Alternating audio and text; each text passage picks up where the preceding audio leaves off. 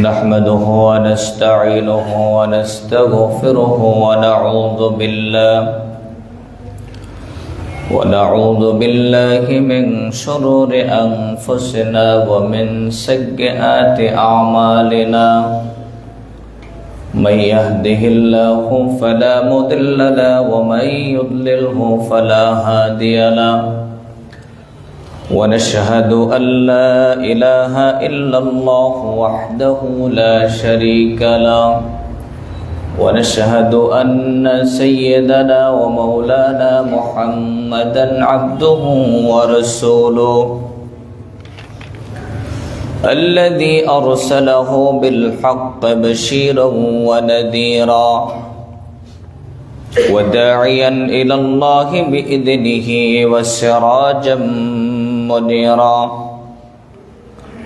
فقد قال الله تعالى في كلامه المجيد وفرقانه الحميد أعوذ بالله من الشيطان الرجيم بسم الله الرحمن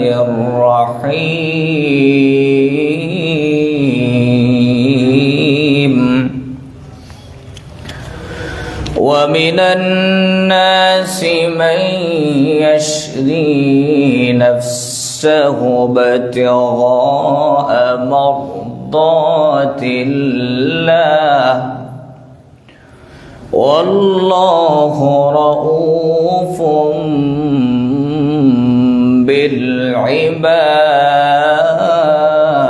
بالعباد وقال تعالى إن الله وملائكته يصلون على النبي يا أيها الذين آمنوا صلوا عليه وسلموا تسليما اللهم صل على محمد وعلى آل محمد كما صليت على إبراهيم وعلى آل إبراهيم إنك حميد مجيد اللهم بارك على محمد وعلى آل محمد كما باركت على إبراهيم وعلى آل إبراهيم إنك حميد مجيد بلغ العلا بكماله كشف الدجى بجماله حسنت جميع خصاله صلوا عليه وآله الحمد لله মহান রব্বুল ইজ্জত ওয়াল জালালের আলিশান দরগাহে শুকর আদায় করছি যে মহান মুনিব দয়া করে ভালোবেসে কবুল করে সম্মানিত মাস সমূহের অন্যতম পবিত্র রজব মাসের প্রথম জুমায় আল্লাহ সুবহানাহু ওয়া তাআলা দয়া করে ভালোবেসে আমাদেরকে পৃথিবীর শ্রেষ্ঠ জায়গা আল্লাহর ঘর মসজিদে সৈয়দুল আইয়াম সপ্তাহের শ্রেষ্ঠ দিন জুমার সালাত আদায়ের লক্ষ্যে আসার তৌফিক দান করেছেন অন্তর থেকে পড়ছি আলহামদুলিল্লাহ রব্বানা লাকাল হামদ হামদান কাসীরান তাইয়িবান মুবারাকান ফীহি ইয়া রাব্বি লাকাল হামদু কামা ইয়ানবাগি লিজালালি ওয়াজহিকা وعظيم سلطانك অসংখ্য অগণিত দরুদ ও সালাম বিশ্ব মানবতার মুক্তির দূত সাইয়্যিদুল কাউনাইন ওয়াস সাকালাইন সাইয়্যিদুল মুরসালিন শাফিউল মুযনিবিন রাহমাতুল লিল আলামিন মুহাম্মাদুর রাসূলুল্লাহ সাল্লাল্লাহু আলাইহি ওয়াসাল্লামের উপর। সম্মানিত হাজিরিন, আমি কুরআনুল কারীমের সূরাতুল বাকারা এর 207 নম্বর আয়াত কারীমা তেলাওয়াত করেছি। এর আলোকে আলোচনার ধারাবাহিকতা মেনটেন করে আজকের আপনাদের সামনে পূর্ব ঘোষিত নিয়ম অনুযায়ী আমরা আলোচনা করব আশারায়ে মুবাশশারা জান্নাতের সুসংবাদ প্রাপ্ত সাহাবীদের চতুর্থতম ইসলামের চতুর্থ খলিফা হযরতে আলী রাদিয়াল্লাহু তাআলা আনহুর জীবনী। আমরা ধারাবাহিক আলোচনায় খলিফায়ে রাশিদিনের 3 জনের আলোচনা করেছি এবং সেটা শেষ নয়, এগুলো চলমান এবং আমি এর সামারি সামনে টানবো ইনশাআল্লাহ। প্রত্যেকের আলোচনায় আমাদের রয়ে গেছে আমরা হযরতে আলী রাদিয়াল্লাহু তাআলা, ওসমান রাদিয়াল্লাহু তাআলা, ওমর রাদিয়াল্লাহু তাআলার আলোচনা চলবে এবং প্রত্যেকের ইন্তেকাল নিয়ে ব্যাপক আলোচনা রয়েছে, আমরা সেগুলো করব। আজকের খুব সংক্ষিপ্ত সময়ে আলোচনার ধারাবাহিকতা অনুযায়ী আমরা আলী রাদিয়াল্লাহু তাআলার জীবনী নিয়ে কথা বলবো। তার আগে আমাদের প্রেক্ষাপট অনুযায়ী কয়েকটি কথা বলা দরকার। 1 নম্বর হলো বর্তমান মাসটি হলো রজব মাস। আল্লাহ কোরআনুল কারীমে সূরাতুত তাওবায় বলেন, ইন্না ইদ্দাতাশ শুহুরি ইনদাল্লাহি 12 শাহরান ফি কিতাবিল্লাহ ইয়াওমা খালাকাস সামাওয়াতি ওয়াল আরদা মিনহা আরবাআতুন হুরুম। নিশ্চয় আল্লাহ রাব্বুল আলামিন গণনার জন্য 12টি মাস দিয়েছেন, 12 শাহরা, তার মধ্যে আরবাআতুন হুরুম হলো 4টি সম্মানিত মাস রয়েছে, 4টি। রমাদান মাস তো স্পেশাল মাস, এটি সবার ঊর্ধ্বে, তবে এর বাহিরে 4টি মাস সম্মানিত, একটি মুহররম, জিলকাদ, জিলহজ, আরেকটি হলো রজব। এই রজব মাসটি আমাদের মাঝে উপস্থিত হয়েছে, এরপরে শাবান, তারপরে রমাদান আল মুবারক। রমাদানের প্রস্তুতির মাস বলা হয় রজব মাসকে। যখনই রজব চলে আসতেন আল্লাহ রাসূল সাল্লাল্লাহু আলাইহি ওয়াসাল্লাম এবং সাহাবীরা একত্রে তারা পড়তেন, আল্লাহুম্মা বারিক লানা ফি রজব ওয়া শাবান ওয়া বাল্লিগনা রমাদান। আবার পড়ি, আল্লাহুম্মা বারিক লানা ফি রজব ওয়া শাবান ওয়া বাল্লিগনা রমাদান। হে আল্লাহ, আমাদেরকে রজব এবং শাবানের বারাকাত দান করুন এবং আমাদের হায়াতকে রমাদান পর্যন্ত দীর্ঘায়িত করুন। পড়েন আমিন। সম্মানিত হাজিরিন, এই দোয়াটা বেশি বেশি করবেন, আরবিতে পারলে ভালো, কেউ না পারলেও যেটা বাংলায় বললাম এভাবে আল্লাহর কাছে বেশি বেশি এই রজব এবং শাবানের সব দোয়ার মধ্যে যেন এই দোয়াটা থাকে।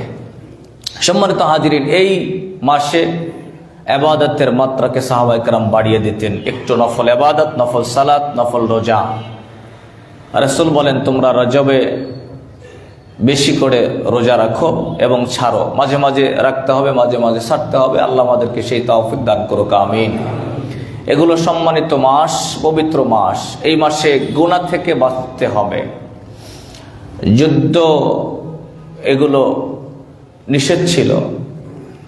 এই মাসগুলোতে সাহাবায়ে কেরাম এবং আমাদের বড়দের আমল ছিল নিজেদেরকে বেশি পরিমাণে দ্বীনের কাজে, ইসলামের কাজে, প্রতিযোগিতায় নিজেকে নামিয়ে দেয়া। এই জন্য আমাদেরকে বেশি বেশি ইসলামের কাজে নিজেদের সময়টাকে পরিচালিত করতে হবে।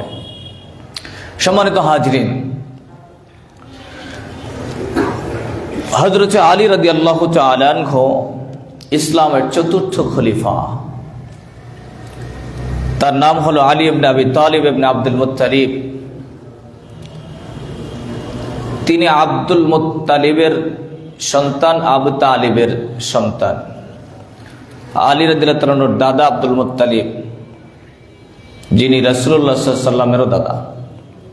তার মানে আলী এবং রাসূলুল্লাহ সাল্লাল্লাহু আলাইহি ওয়াসাল্লামের সম্পর্ক হলো চাচাতো ভাই। গুড, একদম রক্তের আপন চাচাতো ভাই। বাবা হলো আবু তালিব যিনি রাসূলুল্লাহকে সবচেয়ে বেশি ভালোবেসেছেন, সাপোর্ট করেছেন, নিরাপত্তা দিয়েছেন, ওনার মায়ের নাম হলো ফাতিমা বিনতে আসাদ। আলী রাদিয়াল্লাহু তাআলা ওনার মায়ের নাম ফাতিমা বিনতে আসাদ, মানে আবু তালিবের স্ত্রীর নাম। এর কুনিয়াত হলো আবুল হাসান। আলী রাদিয়াল্লাহু তাআলার কুনিয়াত কি? আবুল হাসান। আর আলী রাদিয়াল্লাহু তাআলার উপাধি হলো আসাদুল্লাহ, আল্লাহর সিংহ। সুবহানাল্লাহ বলে। আলী রাদিয়াল্লাহু তাআলার উপাধি কি? আল্লাহর সিংহ, আসাদুল্লাহ। হযরতে আবু বকরের উপাধি সিদ্দিক, আর ওমরের উপাধি ফারুক। ওসমান রাদিয়াল্লাহু উপাধি কি ছিল? যুন্নুরাইন, দুই নূরের মালিক। আর আলী রাদিয়াল্লাহু উপাধি হলো আসাদুল্লাহ, আল্লাহ পাকের সিংহ। সম্মানিত হাজরিন, তিনি ইসলাম গ্রহণ করেছেন মাত্র 8 থেকে 10 বছর বয়সে। সুবহানাল্লাহ বলে। পৃথিবীর ইতিহাস, ইসলামের ইতিহাসে শিশুদের মধ্যে সর্বপ্রথম ইসলাম গ্রহণ করেছেন যিনি, তিনি হলেন হযরতে আলী রাদিয়াল্লাহু তাআলা আনহু। উনি ছোটবেলা থেকেই লালিত পালিত হয়েছে রাসূলুল্লাহ সাল্লাল্লাহু আলাইহি ওয়াসাল্লামের ঘরেই। এটা তার জন্য অত্যন্ত সৌভাগ্যের। আর্থিক সংকটের কারণে আল্লাহ রাসূলের কাছে ছিলেন, অথবা তার ভালো লাগতো। ইতিহাসের পাতায় উল্লেখ হয়েছে আলী রাদিয়াল্লাহু তাআলা রাসূলুল্লাহর ঘরে বসবাস করতে বেশি সময় দিতে তার পছন্দ হতো। সুবহানাল্লাহ, মানে ছোটবেলা থেকে। একদিন আলী রাদিয়াল্লাহু তাআলা ঘরে গেলেন, আল্লাহ রাসূল তাকে দ্বীনের দাওয়াত দিলেন। খাদিজাতুল কুবরা সাথে ছিলেন। হযরত আলী রাদিয়াল্লাহু তাআলা আনহু বলছেন, আমি একটু আমার বাবার কাছ থেকে শুনে আসি। আল্লাহ রাসূল বলছে, শোনার দরকার নাই, তুমি চিন্তা করে দেখো। তবে এই দাওয়াতের কথা এই মুহূর্তে কারো কাছে বলার দরকার নাই, সিচুয়েশনটা এমন ছিল। আলী রাদিয়াল্লাহু তাআলা বাড়িতে গিয়ে রাতের বেলা ঘুমিয়েছেন। স্বপ্ন যোগে আল্লাহ পাক তার অন্তরের মধ্যে ইসলামের নূরকে ঢুকাই দিয়েছেন। সুবহানাল্লাহ। সকালবেলা এসে বলে, ইয়া মুহাম্মদ, হে নবী, আপনি কি বলেছিলেন যেন? গতকালকের কিসের দাওয়াত দিয়েছিলেন? নবী যে আবার রিপিট করছে দাওয়াত, কালেমার দাওয়াত, লা ইলাহা ইল্লাল্লাহ, তাওহীদের ঘোষণা দিতে হবে, আর আমাকে নবী হিসাবে মেনে নিতে হবে। আলী রাদিয়াল্লাহু তাআলার সাথে সাথে মেনে নিলেন। যেরকম সুবহানাল্লাহ। 8 থেকে 10 বছর, প্রসিদ্ধ মত হলো 10 বছর বয়স। হযরত আবু তালিব জানতেন, আবু তালিব ইসলাম গ্রহণ করেন নাই, কিন্তু তিনি রাসূলের দাওয়াতি কাজের সহযোগী ছিলেন। সুবহানাল্লাহ, কখনো বাধা দেন নাই। এবং আবু তালিব বলতেন, কুরাইশা, কাফের সম্প্রদায়, আমি আবু তালিব যতক্ষণ বেঁচে থাকবো ততক্ষণ মুহাম্মাদের একটা পশমের ক্ষতি হতে আমি দিব না। এত ভালোবাসা। কিন্তু নসিবে কালেমা জোটে নাই, নসিবে ইসলাম জোটে নাই। এজন্য তার হেদায়াত, তার জান্নাত নসিব হয় না। আলী রাদিয়াল্লাহু তাআলা আবু তালিব ইন্তেকাল করার পরে আবু তালিবকে জাহান্নামে সবচেয়ে বেশি অল্প কষ্ট দেওয়া হবে, জাহান্নামের শাস্তি সবচেয়ে অল্প, সেটা হলো তার পায়ে আগুনের জুতা পরিয়ে দেওয়া হবে। আর সেই জুতার কারণে তার গোটা দেহ রক্তগুলো পানি হয়ে যাবে, মাথার মগজগুলো টকবক করে পড়তে থাকবে নাক দিয়ে, পায়খানার রাস্তা দিয়ে। এটা হলো জাহান্নামের সবচেয়ে ছোট এবং নিম্ন আযাব। এত ভালোবেসেন রাসূলুল্লাহর সাথে জেলখানা হিসেবে আবু তালিব ছিলেন আবু তালিব। কিন্তু একটি কালেমা, শুধুমাত্র ঈমান না থাকার কারণে তার জান্নাত ওয়াজিব হয় না। মুসলমান মুসল্লিরা আমার খুব ভালো করে খেয়াল করেন একটি কথা, এখানে একটি পয়েন্ট। এজন্যই পৃথিবীতে, আমাদের দেশ সহ গোটা পৃথিবীতে দেশপ্রেমিক, দেশের কথা, মানবতার কথা যারাই বলে, এর সাথে যদি ঈমান থাকে তো সে সফল, আর ঈমান যদি না থাকে সে চূড়ান্ত ব্যর্থ। ঠিক কিনা বলেন? আমাদের দেশে দেশপ্রেমিকের অভাব নাই, নির্বাচন আসলে তো দেশপ্রেমিক অনেক বেশি বেড়ে যায়। কথা বলেন না কেন? জীবনে দেখা যায় না, খোঁজ থাকে না, দেশের জন্য চায় না, পয়সার কোনো এফোর্ট নাই, অথচ দেখা যায় সে বড় দেশপ্রেমিক, এই করব সেই করব, কত ওয়াদা আছে না নাই? এদেশে দেশপ্রেমিকের অভাব নাই।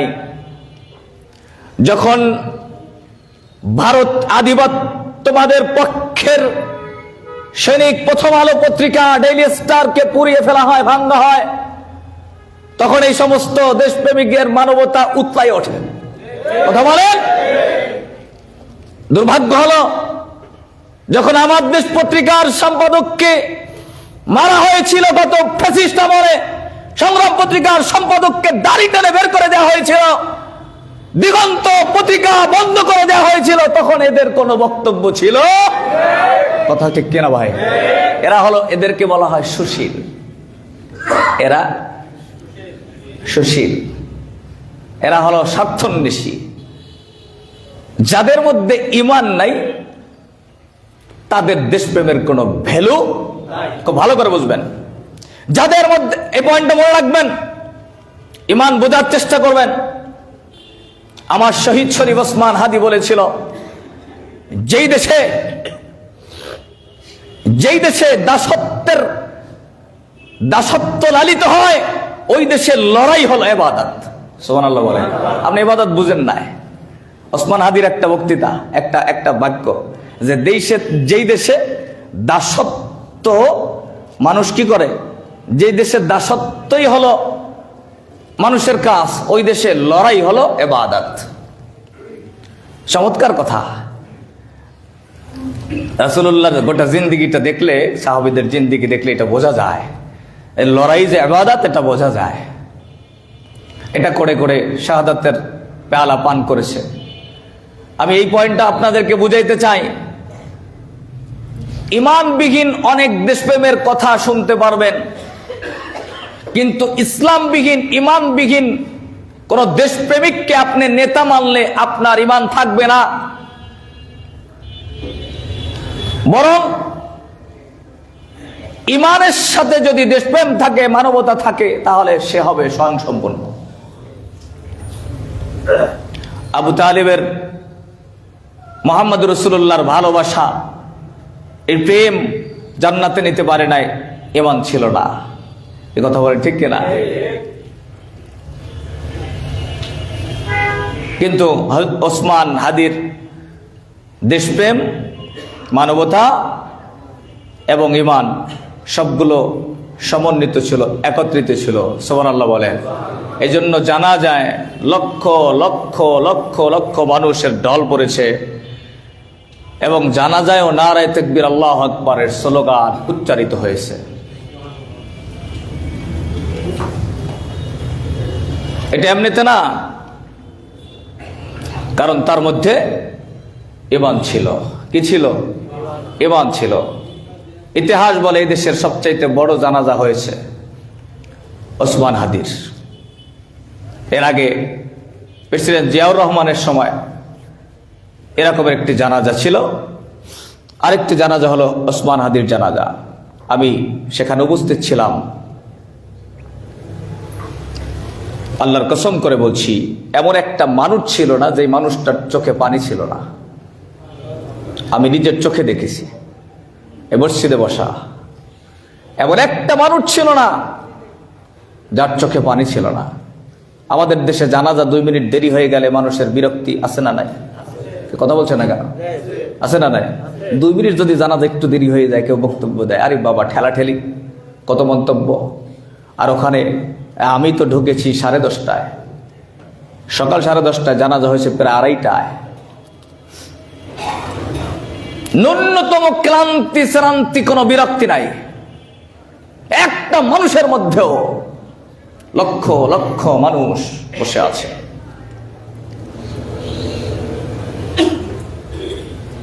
সম্মানিত ভাইরা, ওসমান হাদির স্ত্রী, এই বীর, এই পাহলোয়ান, এই সৈনিক এমনিতে আসে না। এর পিছন দিক থেকে একজন তাকে সাপোর্ট করত। তার বাবা ছিল বীর পাহলোয়ান, আর এমন একজন স্ত্রী তার, আমি তার জীবনে, আলী রাদিয়াল্লাহু জীবনে বলতে যাইয়া হযরত শহীদ ওসমানকে আমি মিলাতে পারছি।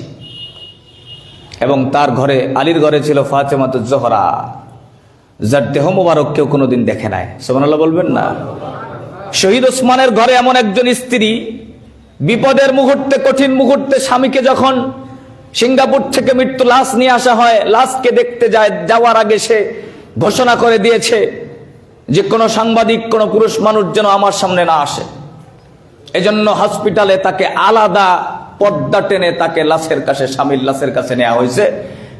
এত কঠিন মুহূর্তে ওসমান হাদির স্ত্রীকে শত শত হাজার হাজার মিডিয়ার একটা মিডিয়াও কভারেজ করতে পারে না।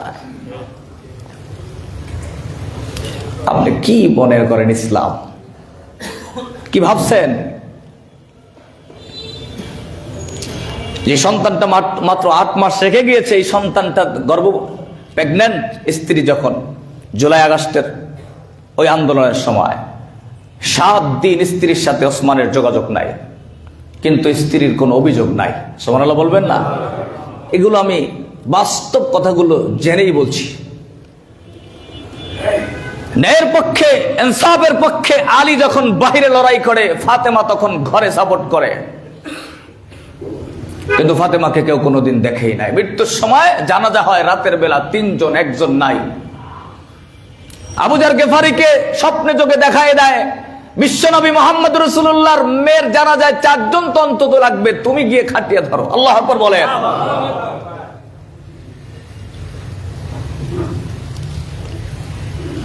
সম্মানিত ভাইরা, আল্লাহ রাসূল আলী রাদিয়াল্লাহু তাআলা নূর ব্যাপারে বলছেন, ইন্না আলিয়ান মিন্নি ওয়া আনা মিনহু, আলী আমার অংশ আর আমি আলীর অংশ। সুবহানাল্লাহ বলেন। তিরমিজির 3712 নম্বর হাদিস। আলী রাদিয়াল্লাহু তাআলা যেহেতু নবীর ঘরে বড় হয়েছেন ছোটবেলা থেকে, এ কারণে তিনি নবুয়াত, চরিত্র ও ইলমের ছোঁয়ায় বড় হয়েছেন। আল্লাহ রাসূল আলী রাদিয়াল্লাহু তাআলার কাছে তার মেয়েকে বিবাহ দিয়েছেন। ওসমান যেমন 2 মেয়ের জামাতা ছিলেন, রুকাইয়া উম্মে কুলসুম, আর আলী রাদিয়াল্লাহু তাআলা ছিলেন পৃথিবীর ইতিহাসে এবং জান্নাতের মেয়েদের সর্দারিনী মা ফাতেমার স্বামী। নবী বলছেন, ফাতেমা তো বিদআতুম মিন্নি, ফাতেমা আমার অংশ। বুখারীর 3714 নম্বর হাদিস। আল্লাহর নবী আলী রাদিয়াল্লাহু তাআলা বলছেন, আকদাকুম আলিয়ুন, তোমাদের মধ্যে সবচাইতে উত্তম বিচারক হলো আলী। তোমাদের মধ্যে সবচাইতে উত্তম বিচারক কি? আলী। এজন্য আলী রাদিয়াল্লাহু তাআলা উত্তম বিচারক, উনি সিলেকশন দিয়েছেন পৃথিবীর ইতিহাসে সবচাইতে উত্তম বিচারক। সুবহানাল্লাহ বলেন। ওনার সময় বিচারক ছিলেন শুরাই। ওনার সময় বিচারক কে? শুরাই। আলী রাদিয়াল্লাহু তাআলার একটা তরবারি ছিল, একটা ঢাল। এটা একদিন চুরি হয়ে গেছে বাজারে। ঘুরতে ঘুরতে হঠাৎ দেখছে একজনের হাতে ঢালটা। আলী বলছে, এটা আমার। বলছে, না, এটা আমার।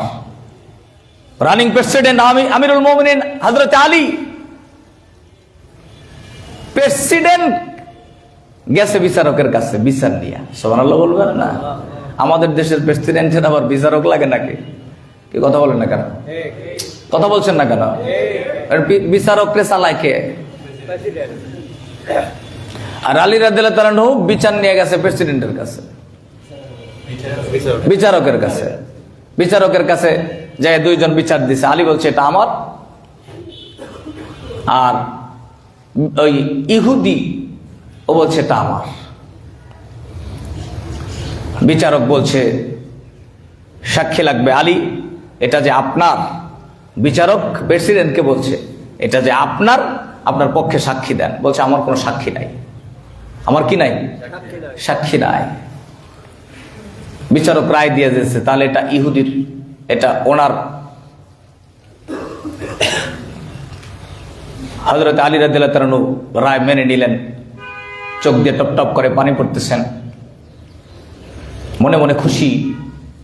এমন একজন বিচারক আমি পেলাম, ইহুদি, ঢালটাকে হাতে নামাইয়া নিচে রেখে হযরতে আলীর পায়ে পড়ে বলছে, আলী আমাকে মাফ করে দেন। যেই নেতৃত্বে, যেই রাষ্ট্রে এমন একজন বিচারক নিযুক্ত হয়, এই ধর্ম এর চাইতে উত্তম কোন ধর্ম পৃথিবীতে হতে পারে না।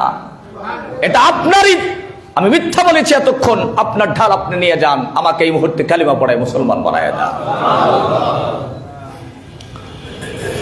ইসলাম কি এমনি আসে নাকি?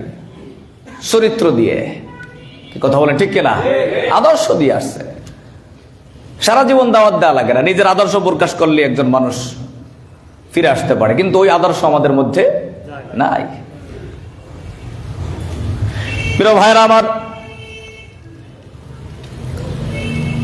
হযরত আলী রাদিয়াল্লাহু আনহু 40 হিজরিতে খারিজি ইবনে মুলজিমের হাতে শহীদ হন তরবারির আঘাতে। আমি ঘটনা পরবর্তীতে বলবো।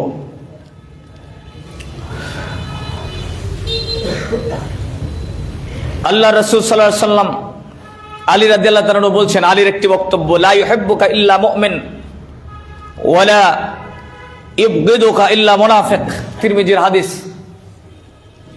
আলী বলছেন, মুমিনরাই তোমাকে ভালোবাসবে। কারা ভালোবাসবে? আপনি যদি মুমিন হন তাহলে মুমিনরাই ভালোবাসবে, কিন্তু মুনাফিক, কোন মুনাফিক মুমিনকে ভালোবাসে? আলী বলছে, আমাকে মুমিনরাই ভালোবাসে, শুধুমাত্র মুনাফিকরাই আমাকে ভালোবাসে না। আল্লাহ রাসূলের আলীর ব্যাপারে আরেকটি বক্তব্য, রাসূলুল্লাহ বলছেন, আনতা মিন্নি বিমানজিলাতি হারুন মিন মূসা, তুমি আমার কাছে ঠিক তেমন মুসার কাছে হারুন যেমন। সুবহানাল্লাহ বলেন না? মুসার কাছে হারুন কেমন? আল্লাহ পাক কোরআনুল কারীমে বলছেন, ইযহাব ইলা ফিরআউনা ইন্নাহু তাগা, যাও ফেরাউনকে দাওয়াত দাও। ফেরাউন প্রেসিডেন্ট, দাওয়াত খালি ওই দুর্বল মানুষের দিলে হবে না। আফদালুল জিহাদি কালিমাতু হাক্কান ইনদা সুলতানিন জায়ের, স্বৈরাচার শাসকের সামনে মুখ ফুলিয়ে কথা বলা হলো সবচেয়ে বড় জিহাদ। ঠিক কিনা বলেন? রাসূলুল্লাহ বলেছে। আপনি যেমন দুর্বল মানুষকে দাওয়াত দিবেন, ঠিক তেমনি ভাবে স্বৈরাচারী শাসককে দাওয়াত দেওয়া লাগবে কি লাগবে না? কথা বলেন। আল্লাহ মুসাকে পাঠিয়ে দিলেন, দাওয়াত দিতে হবে ফেরাউনের কাছে। তো মুসা আলাইহিস সালাম একটু স্বাভাবিকই তার জবানটা খুব স্পষ্ট ছিল না। না, তোতলা শব্দটা আমরা নবীর শানে ব্যবহার করব না। আমার শব্দটা বুঝেন না? আপনার আমার শব্দ চয়ন বুঝেন না? যে কোনো নবীর শানে শব্দ চয়ন করতে হইলে খুব বেশি ভাব নিয়ে, আপনি খুব বেশি মডার্নিস্ট দেখানোর কিছু নাই, বরং নবীর শানে শব্দগুলো ব্যবহার করতে হবে সবচাইতে হিসাব নিকাশ করে, আদবের সাথে। ঠিক কিনা বলেন? আপনি অনেক বড় ভাইরাল বক্তা, তাই বলে আপনি আধুনিকতার ছোঁয়ায় আপনি নবীর শানে আপনি যে কোনো শব্দ ব্যবহার করবেন, এটা হয় না। সম্মানিত হাজিরিন, নবী মূসার জবানটা স্বাভাবিক মানুষের চাইতে একটু ভিন্ন ছিল, স্পষ্ট ছিল না। এজন্য তিনি দোয়া করতেন, রব্বি ইশরাহ লি সাদরি ওয়া ইয়াসসির লি আমরি ওয়াহলুল উকদাতাম মিন লিসানি ইয়াফকাহু কওলি। আল্লাহু আকবার। এই দোয়াটা বেশি বেশি পড়বেন, মেধা বেড়ে যাবে। সুবহানাল্লাহ বলেন। যুবকদেরকে বলছি, স্টুডেন্টদেরকে বলি, স্কুল কলেজ ইউনিভার্সিটির ভাইদেরকে বলছি, পড়াশোনার শুরুতেই 7 বার রব্বি জিদনি ইলমা এই দোয়াটা পড়ে নেবেন, ইনশাআল্লাহ 2 ঘন্টার পর আধা ঘন্টায় তিনি মগজে ঢোকাই দেবেন। তিনি কে? আল্লাহ। সম্মানিত ভাইরা, মুসা আলাইহিস সালাম বলছে, আল্লাহ রে, যাব তো ঠিক আছে, একা যাইতে মন চাচ্ছে না, আমার সাথে আমার ভাই হারুনকে একটু দিয়ে দেন। আল্লাহ পাক হারুনকে নবুয়তি দান করে দিল। সুবহানাল্লাহ বলে। হারুন ছিল মুসা নবীর ডান হাত। 2 ভাই নবুয়তি পেয়েছে। তো 2 জন মিলেই এবার আল্লাহ কোরআনের আয়াত নাজিল করছে, ইজহাবা। আগে বলছে ইজহাব মানে 1 বছর, আমরের সিগা, অহেদের সিগা, 1 বছর, তুমি যাও। এবার আল্লাহ কবুল করে বলছে, ইজহাবা, তোমরা 2 জনে যাও ফেরাউনের কাছে দাওয়াত দিয়া। সুবহানাল্লাহ বলে, মানে তোমার সাথে হারুনকেও নিয়ে যাও। তো নবীজি বলছেন আলীর ব্যাপারে, মুসার কাছে হারুন যেমন, আমার কাছে আলী তুমি তেমন। আল্লাহু আকবার। আনা মদিনাতুল ইলমি ওয়া আলিয়ুন বাবুহা। আল্লাহ রাসূল বলছেন, আমি মদিনার শহর, এই শহরে ঢোকার দরজা হলো আমার আলী। আল্লাহু আকবার। বুখারীর 3706 নম্বর হাদিস। সম্মানিত ভাইয়ের আমার, হযরত আলী রাদিয়াল্লাহু তাআলা আনহু এমন একজন সাহাবী ছিলেন, খেলাফতের পরে তিনি খাবারের বস্তা নিজের কাঁধে টেনে টেনে মানুষের কাছে পৌঁছে দিতেন। সুবহানাল্লাহ বলেন। আলী রাদিয়াল্লাহু তাআলা আনহু বলছেন, আমি একদিন স্বপ্নে দেখছি। কি দেখছি? স্বপ্নে দেখছি। স্বপ্নে দেখতেছি যে মসজিদে নববীতে আমি নামাজ পড়ছি রাসূলুল্লাহর পেছনে। স্বপ্ন দেখছি যখন, সময়টা ছিল হযরতে ওমরের শাসন আমল। কার শাসন আমল? হযরত ওমরের শাসন আমল। আমি স্বপ্নে দেখছি নবীজির পিছনে আমি নামাজ আদায় করছি। সালাম ফিরে আমি একটু বেরিয়ে আসছি, সামনে দেখছি এক বুড়িমা কিছু খুরমা খেজুর নিয়ে আসছে। এসে বলছে, আলী এটা নবীর কাছে দাও এবং সবার কাছে যেন তিনি বন্টন করে দেয়। আমি নবীর কাছে দিলাম, নবীজি বন্টন করে দিলেন। আমাকেও একটা খেজুর দিলেন, সবাইকেও একটা একটা খেজুর দিলেন। স্বপ্নের মধ্যে আমি স্বাদ অনুভব করছিলাম। আমি যখন ঘুম ভাঙলো, ঘুম ভেঙ্গে দেখি স্বপ্নে নবীজি যে খেজুরটা দিয়েছেন ওই খেজুরটা এখনো আমার মুখের মধ্যে। আল্লাহু আকবার বলে।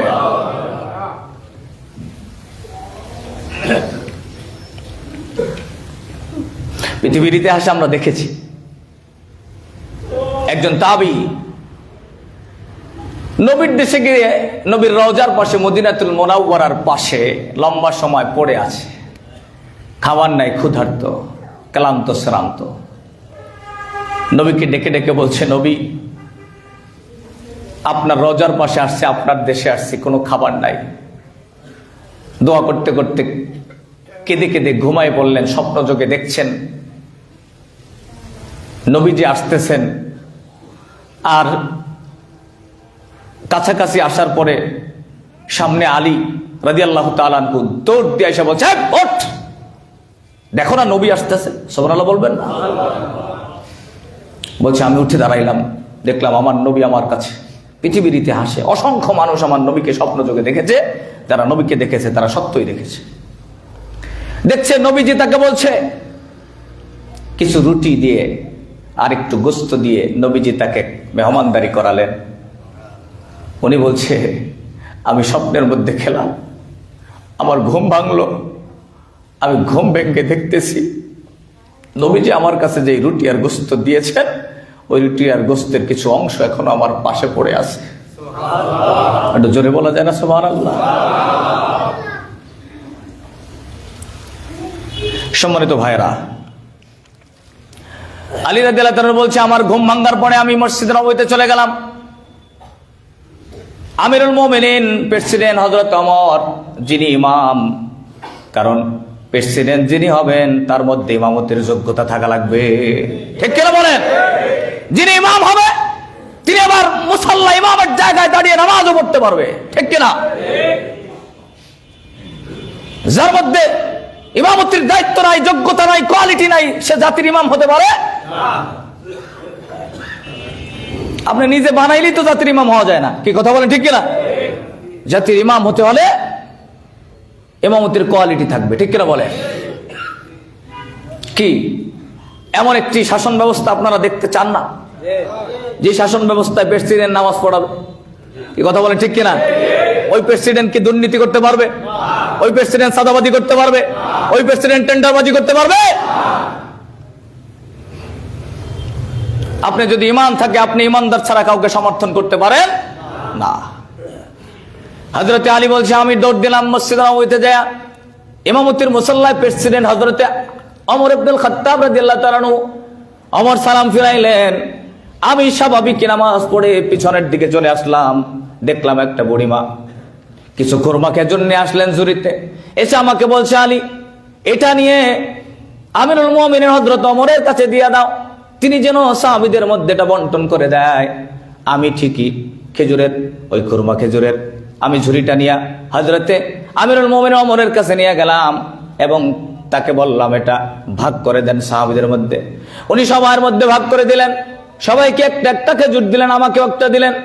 আমি চাবায়া চাবায়া খেলাম, খাওয়ার পরে বড় স্বাদ লাগলো, বড় মজা লাগছে। আমি আমিরুল মুমিনিন হযরতে ওমরকে ডাক দিয়ে বললাম, ভাই ওমর, আমাকে কি আর একটা খেজুর দেওয়া যায়? জিদ মাররাতান উখরা, আমাকে আর একটা খেজুর কি বাড়ায় দেওয়া যায়? হযরত ওমর ডাক দিয়ে বলছে, আলী রে, গত রাতে নবীজি যদি তোমাকে একের বেশি খেজুর দিত, আমিও তোমাকে এখন ডাবল দিতাম। আল্লাহু আকবার।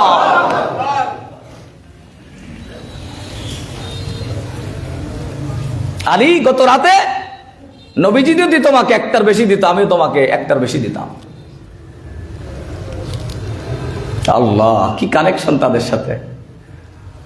নবীর ডান বাম পাশে হযরত ওমরের কবর। সম্মানিত হাজরিন, হযরত আলী রাদিয়াল্লাহু তাআলা আনহু হিজরতের রজনীতে নবীজি মক্কা থেকে বের করে দেয়। আল্লাহ পাক আয়াত নাজিল করে হিজরতের ঘোষণা দিলেন। নবী যে বেরিয়ে যাবেন রাতের বেলা, চতুর্পাশে সৈন্যবাহিনী দাঁড়ায় গেলেন, নবী কোন দিক থেকে বের হবেন। আল্লাহ পাক আয়াত শিখাই দিলেন, নবী গো, সূরা ইয়াসিন থেকে আপনি পড়েন, ওয়াজআলনা মিন বাইনি আইদিহিম সাদ্দান ওয়া মিন খালফিহিম সাদ্দান ফাআগশাইনাহুম ফাহুম লা ইউবসিরুন। আপনি আয়াতটা পড়ে হাতে বালু নিয়ে ফু দেন, আপনি ছুঁড়ে দেন, এগুলো সব কাফের কুফফার সৈন্যদের চোখের মধ্যে পৌঁছায় দাও, আমি আল্লাহর দায়িত্ব। সুবহানাল্লাহ বলেন। পৌঁছে গেল, নবী বেরিয়ে গেলেন। যাওয়ার আগে হযরতে আলীকে বিছানায় শোয়াই দিলেন কম্বল মুড়া দিয়া। আর ডাক দেব না, আলী রে, আমাকে ওরা বিশ্বাসী মনে করতো, আমানতদার মনে করতো, এজন্য আমার কাছে তারা আমানত রেখেছে। এই এই আমানত প্রত্যেক পোটলার সাথে নাম লেখা আছে, যার যার আমানত তার বাড়িতে তুমি পৌঁছে দিয়ে আসবা। আল্লাহর নবী সবচাইতে বেশি আমানতের রক্ষাকারী হযরতে আলী রাদিয়াল্লাহু তাআলাকে মনে করতেন। জোরে কোন সুবহানাল্লাহ। আলীকে শোয়াই দিলেন বিছানায়। কাফেররা এসে নবীকে খুঁজতেছে, আলীর কোনো ভয় নাই। হযরতে আলী বলছে, পৃথিবীতে যতদিন আমি ঘুমিয়েছি সবচাইতে ভালো ঘুম হয়েছে আমার ওদিন। আল্লাহু আকবার বলেন। কারণ আমি অন্য দিনের মনে করতাম না জানি আজ রাতে আমার ইন্তেকাল হয়ে যায়, না জানি ঘুমের মধ্যে আর জাগতে না পারি, কিন্তু এই রাতে আমার এই ধরনের কোনো টেনশন ছিল না, কারণ নবীজি আমানত দিয়া আমারে ঘুম পাড়ায় রাখছে। ওই আমানত, যার যার আমানত তার বাড়ি পৌঁছানো পর্যন্ত আমার মৃত্যু হবে না। আল্লাহু আকবার বলবেন না? ঈমান কাকে বলে? নবীজি আমাকে আমানত দিয়ে গেছে, এই আমানত যার যার বাড়ি পৌঁছানো পর্যন্ত আমার মৃত্যু হবে না, সুতরাং অন্তত আজ রাতে মৃত্যু হবে, এজন্য আরামে ঘুমাইছি। সম্মানিত হাজরিন, ওই হিজরতের রাতে আয়াত নাজিল হয়ে গেছে। হযরতে আলীর পক্ষে আল্লাহ পাক সূরা বাকারার 207 নম্বর আয়াত নাজিল করছে, ওয়া মিনান নাসি মান ইয়াশরি নাফসাহু বিতিগা মারদাতিল্লাহ ওয়াল্লাহু রাউফুম বিল ইবাদ। আল্লাহ পাক বলছেন, মানুষের মধ্যে এক শ্রেণীর মানুষ এমন আছে যারা আল্লাহর সন্তুষ্টির জন্য নিজের জানটাকে বাজি রাখতে পারে। আল্লাহু আকবার বলে। সূরা বাকারার 207 নম্বর আয়াত আলীর পক্ষে, যে আলীর মতন আল্লাহ সন্তুষ্টির জন্য নিজের জীবনটাকে বাজি রাখতে পারে। যেমন হযরতে আলী জানে চতুর্পাশে কাফেররা দাঁড়িয়ে আছে, নবীজির বিছানায় তিনি শুয়ে পড়লেন। সম্মানিত হাজরিন, লম্বা সময় অনেক কথা আজকের সুযোগ নাই। আমি ঘোষণা করেছিলাম 25-এর মধ্যে আলোচনা শেষ করার চেষ্টা করব, আমি সেটা মেনটেন করার চেষ্টা করছি। হযরতে আলীর ব্যাপারে আরো অনেকগুলো কথা আছে, ইনশাআল্লাহ আগামী দিনে চলবে। আলী রাদিয়াল্লাহু তাআলা আনহু খায়বারের যুদ্ধে সংক্ষেপ শেষ কথা, খায়বারের যুদ্ধে আলীর সাথে মুসলমানদের সাথে লড়াই হচ্ছে। আলী রাদিয়াল্লাহু একজন বীর পাহলওয়ান, এমন মানুষ ছিলেন যিনি কাফের সৈন্যকে ভয় পেতেন না। ক্ষুধার্ত ক্লান্ত শ্রান্ত সেই কথা সামনে বলবো। এমন একজন জীর্ণ শীর্ণ মানুষ, ইমানের তেজ এত বেশি ছিল, কাফেররা তারে ভয় পেত। খায়বার যুদ্ধের আগে সকালবেলা আল্লাহ রাসূল বলছেন, রাতের বেলা বলছেন যে আগামীকাল সকালে আমি খায়বারের পতাকা এমন একজনের কাছে তুলে দিব যিনি আল্লাহ এবং তার রাসূলকে ভালোবাসেন এবং আল্লাহ এবং তার রাসূলও তাকে ভালোবাসেন। যেরকম সুবহানাল্লাহ। লাউতিয়ান্নার রায়াহ গাদান রাজুলান ইউহিব্বুল্লাহ ওয়া রাসূলুহু ওয়া ইউহিব্বুল্লাহু ওয়া রাসূলুহু, যিনি আল্লাহ রাসূলকে ভালোবাসেন, আল্লাহ এবং তার রাসূলও তাকে ভালোবাসেন। বুখারী 3039 নম্বর হাদিস। সব সাহাবীরা, হযরত আবু বকর, ওমর, ওসমান সহ অন্যান্য সাহাবীরা প্রত্যেকে মনে করছে, মনে হয় এই পতাকাটা আমি পাবো। সবাই আশা করছে এটা সম্মানের ব্যাপার। কিন্তু সকালবেলা ফজরের পরে আল্লাহর রাসূল বলছে, এই আমার আলী কই? আলী রাদিয়াল্লাহু তাআলা তখন চোখ উঠছে। আপনারা চোখ উঠা বলেন না, এই যে আমাদের কাছে মাঝে মাঝে আসে ফু নিতে, হ্যাঁ, চোখ উঠলে একটু ফু নিতে আসে, ওদের একটু ফু দিয়ে দেন। যদি চোখে কোনো ক্ষতি হয়, চোখের যে কোনো সমস্যার জন্য আপনাদেরকে একটা আমল শিখাই দেই। সূরাতুল কফ 22 নম্বর আয়াত। কোন সূরা? সূরা কফের 22 নম্বর আয়াত। এর মাঝের অংশে আছে ফাকাশাফনা আনকা গিতাআকা ফাবাসরুকা লিয়াউমা হাদীদ। সূরা কফের 22 নম্বর আয়াতের ফাকাশাফনা থেকে এতটুকু পড়বেন, 7 বার পড়বেন, হাতে রেখে ফু দিবেন। এটা এইভাবে করে যেন ফুটা যেন চোখে যায়, ইনশাআল্লাহ আল্লাহ চোখের সমস্ত বিপদ রোগকে আল্লাহ শেফা দিয়ে দিবে। সুবহানাল্লাহ বলেন। আলীর চোখ উঠছে, বলছে আলী তো অসুস্থ বিছানায়, বলছে ডাক দাও। আলী আসছে, আল্লাহ রাসূল একটু মুখে লালা নিয়ে হযরতে আলীর চোখে লাগাই দিচ্ছে, সাথে সাথে চোখের সব ব্যথা দূর। হযরতে আলী বলছে, আগে আমি চোখে যা দেখতাম তার চাইতে অনেক গুণ বেশি আমি চোখে দেখছি। খায়বারের পতাকা দিয়ে দিল আলীর কাছে। চলছে যুদ্ধ, লড়াই, মারহাব সৈন্য। আমি সংক্ষেপে বলছি, লড়াই হচ্ছে একটি দুর্গ, কামুজ দুর্গ। কামুজ দুর্গ, এই কামুজ দুর্গটার এমন একটা শক্তিশালী দুর্গ, এটা লোহার, এটাকে 40 জন লাগতো জাগাতে। ঢাল নিয়ে যুদ্ধ চলছে। হঠাৎ করে হযরতে আলীর ঢালটা পড়ে গেছে, হারিয়ে গেছে। পাশে তাকায় দেখছে খায়বারের কামুজ দুর্গ। হযরতে আলী এক ডান হাত দিয়ে খায়বারের কামুজ দুর্গটা জাগায়া কামুজ দুর্গটাকে ঢাল হিসাবে ব্যবহার করা শুরু করে দিয়েছে। আল্লাহু আকবার বলবেন না? কই পাইল পাওয়ার? নবীজি তার হাতে পতাকা দিয়েছে। সম্মানিত হাজরিন, বীর পাহলোয়ান ছিলেন, সত্যের কাছে মাথা নত করেন নাই আলী, কখনো সত্যের কাছে মাথা নত করেন নাই। যেমন শহীদ শরীফ ওসমান হাদিও কোনো অন্যায়ের কাছে, সত্যের কাছে মাথা নত করেছেন, মিথ্যার কাছে মাথা নত করেন নাই। হযরতে আলী রাদিয়াল্লাহু তাআলা কখনো কোনো অন্যায়ের কাছে মাথা নত করেন নাই। আর শহীদ ওসমান হাদিও কোনো অন্যায়ের কাছে মাথা নত করেন নাই। আল্লাহর কসম, যদি জীবনে সফল হতে হয়, ইমানের সাথে দেশপ্রেম এবং মানবতা যদি থাকে, সফল হওয়া যায়। ঠিক কিনা বলেন? আমি তো ঈর্ষান্বিত শহীদ ওসমান হাদির জীবনী দেখে। কি হবে এরকমের একটা জীবন যদি আমাদের হতো, কতই না ভালো হতো। কথা বলে ঠিক কিনা? যার জন্য পৃথিবীর সব মানুষ কাঁদে, কাঁদবে না শুধু মুনাফিক। ঠিক কিনা? এই জন্য প্রিয় ভাইয়ের আমার,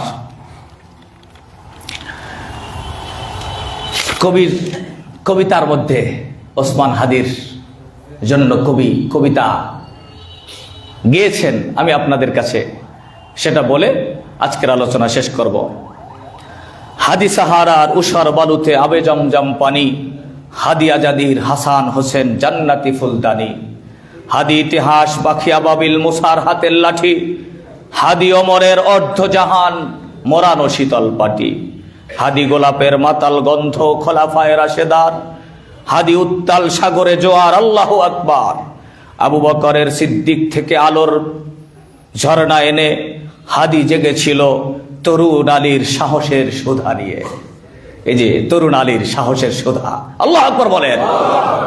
হাদি আধার পর্দা সরায়ে নতুন ভোরের রবি, হাদি জুলাইয়ের অগ্রনায়ক বিদ্রোহী বিপ্লবী, নতুন সময়ে নতুন সফরে নতুন জিন্দাবাদ, 7 আসমান ভেদ করে উঠে হাদির জিন্দাবাদ। ঠিক কিনা বলেন? আল্লাহ পাক শহীদ শরীফ ওসমান হাদিকে জান্নাতের উচ্চ মাকাম দান করুক পরে আমিন। আল্লাহ আমাদেরকে হযরতে আলী রাদিয়াল্লাহু তাআলা আনহুর জীবনী থেকে শিক্ষা নিয়ে, তার আদর্শ, তার চরিত্র, এমন ঈমান আমাদেরকে অর্জন করার তৌফিক দান করুক আমিন। ওয়া আখির দাওয়ানা আনিল হামদুলিল্লাহি রাব্বিল আলামিন। আসসালামু আলাইকুম ওয়া রাহমাতুল্লাহি ওয়া বারাকাতুহু। যাদের সুন্নাহ বাকি কাবলা জমা আদায় করে নেন।